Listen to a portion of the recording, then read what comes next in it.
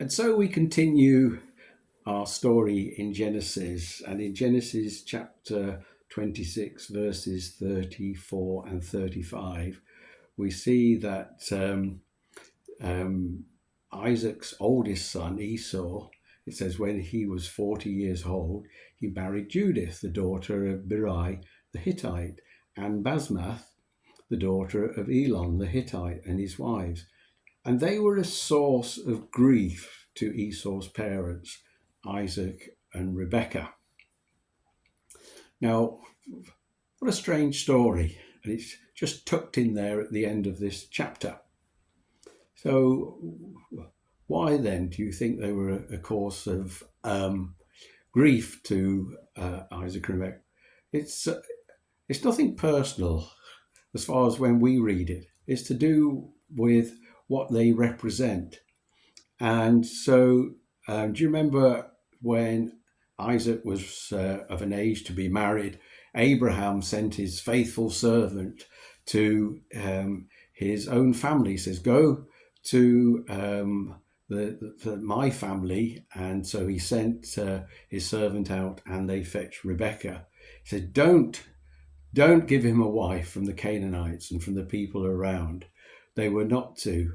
You see, it's all to do with flesh and spirit. That's what these are types of. What is of the flesh and what is of the spirit. What is has got the hand of God on, and what hasn't. And Esau, right from the start, we are told that he hadn't got the hand of God on. That Jacob was going to be the blessed, and the older was going to serve the younger. Flesh and spirit. The flesh serves the spirit.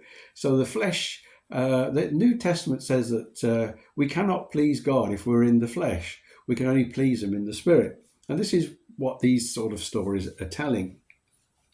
So then, who were these Hittites that Canaan had got his wives from? And in the Bible, the Hittites were a people or a group associated with the land of Canaan.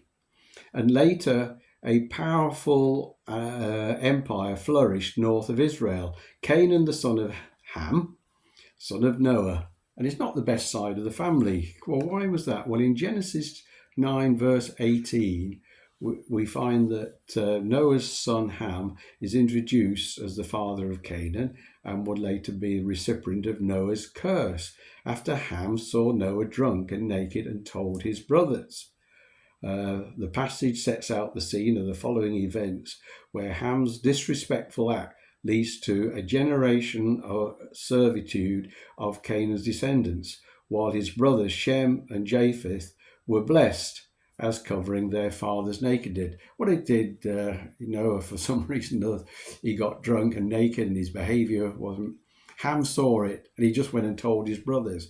But you remember the two brothers? The story says where the two brothers hold a cloth, and as they hold that cloth, they walk back to hide their father's nakedness, which was a gracious and presume godly act that they did.